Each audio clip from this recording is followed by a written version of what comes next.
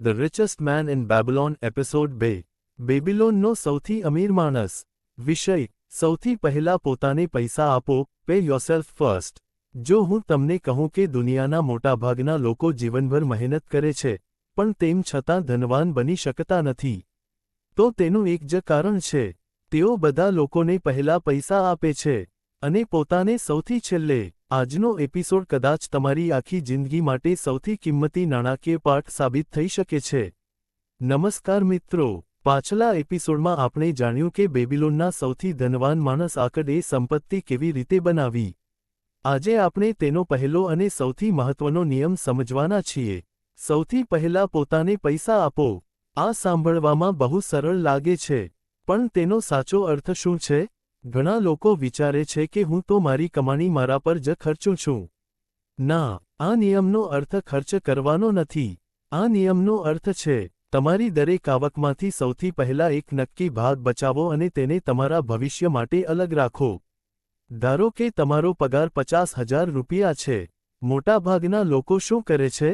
સૌથી પહેલા ઘરનું ભાડું, પછી EMI, પછી વીજળીનું બિલ, પછી મોબાઈલ રિચાર્જ, પછી પેટ્રોલ, પછી બહાર ફરવું, પછી ઓનલાઈન શોપિંગ, અને મહિનાના અંતે જો કંઈ બચી જાય તો બચત.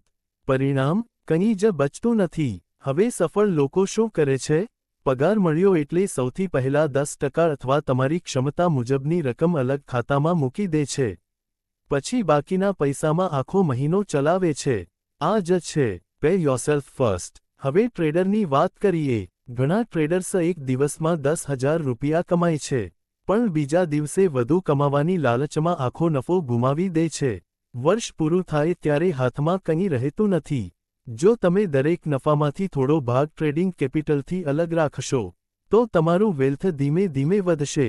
હવે ઇન્વેસ્ટરની વાત કરીએ. દર મહિને SIP કરનાર વ્યક્તિ શરૂઆતમાં ધીમે આગળ વધે છે, પણ વર્ષો પછી એ જ શિસ્ત મોટી સંપત્તિમાં ફેરવાય છે, કારણ કે બચાવેલો પૈસો પછી તમારા માટે કમાવા લાગે છે.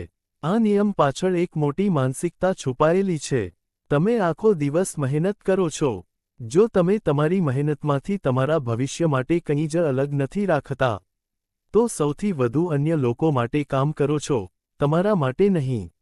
યાદ રાખજો, સંપત્તિ મોટી કમાણીથી નથી બનતી. સંપત્તિ સતત બચત અને શિસ્તથી બને છે. આજથી એક નિર્ણય લો, રકમ નાની હોય કે મોટી, દરેક આવકમાંથી પહેલા તમારી બચત અલગ રાખશો, પછી જ ખર્ચ કરશો. આ એક આદત વર્ષો પછી તમારી આર્થિક જિંદગી બદલી શકે છે.